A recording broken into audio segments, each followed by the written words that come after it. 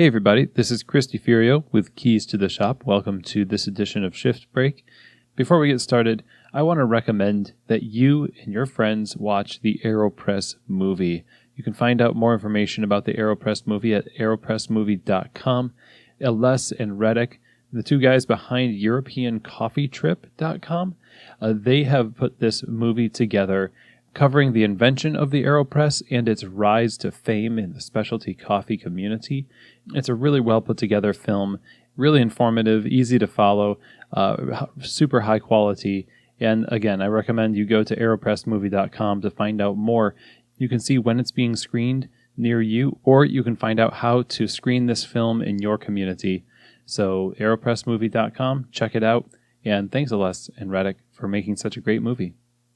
So today I wanted to talk briefly about something that I had tweeted a little bit ago. I'm not even sure how long ago. It was probably, a week or so. Competition season has me thinking of all sorts of things. We talked about professionalism in the last shift break, and a lot of you had some great things to say about that.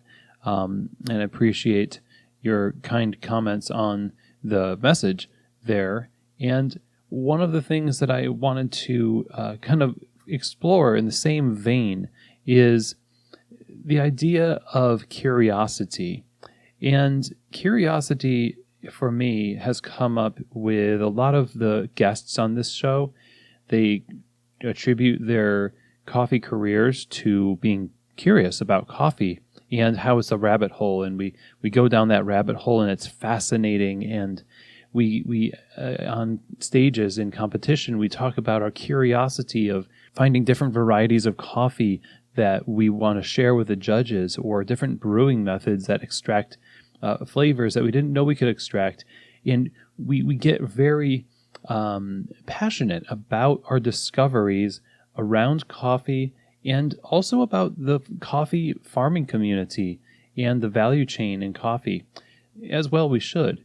And one of the things that strikes me, though, is, at least in specialty retail, we have become so jaded toward the rich and complex and fascinating world of those who are directly in front of us every day in the coffee shop.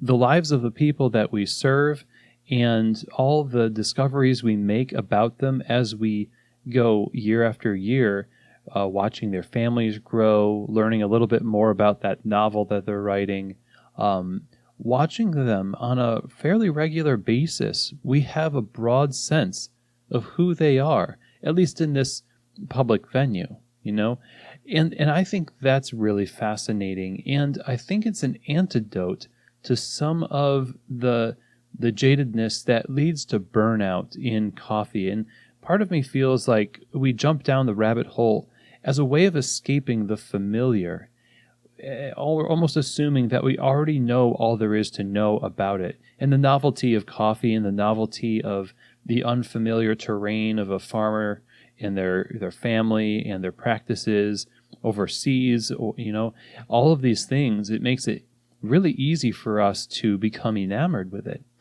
The really hard work, and this is for me too, because I tend to be kind of cynical. I'm from New York, and who knows, the maybe stereotypes about New Yorkers, but we are a little saltier, and I feel like we can be a bit more cynical. But I'm particularly challenged by this because, working as a barista, again, 40 years old as a barista, just 30 hours a week on the bar at Quill's now. First, let's say it's hard on the body of a 40-year-old. Second, it really has put things back in perspective for me that there is an entire fortune to be had in terms of value right in front of our eyes when it comes to our customers, our coworkers, our communities.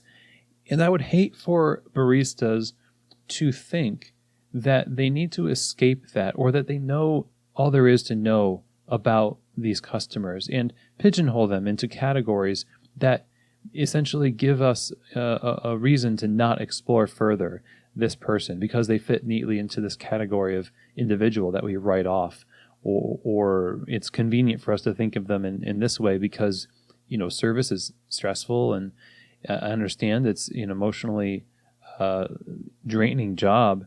But when we dive into coffee, when we dive into the stories that excite us about coffee and the novelty, we show that we do have the energy. It's just we need to change our perspective. We need to take a fresh look at our surroundings and say the mundane things about our work and maybe the mundane things about the people we serve are maybe not as mundane as we thought. I think this is a really valuable thing to ponder and to think about for yourself, because sustainability is not just about the environment where coffee is grown. It's also about the environment where coffee is tasted. It's in the coffee shops. And if we can make it a practice to start to give what Danny Meyer calls charitable assumption to the people that we spend every day with, and be curious, exercise curiosity about their stories and the inner workings of our coffee bars and the inner workings of our communities, the same way we do when we recall all of the rich cultural nuances that surround a particular origin that we're representing on the stage. When we can do that for our own communities, we're going to find a bit more energy to really serve well, and it'll be more satisfying. And I'm just feeling a little bit more of that energy myself as I practice what I'm preaching. It's not even really preaching, it's just kind of thinking out loud.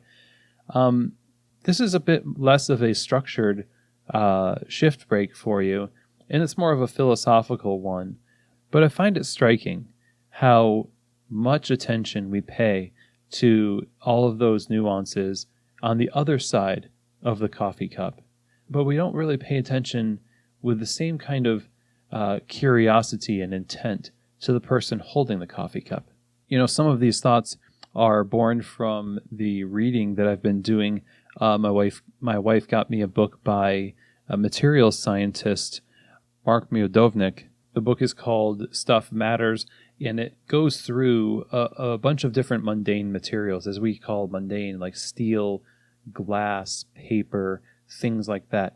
Things that we use every day, but we really don't take a closer look at to marvel at the miracle of those materials. And I've just been thinking about the stuff that makes up my daily life in the coffee bar and the people that are surrounding me every day in the coffee bar and how I take it for granted.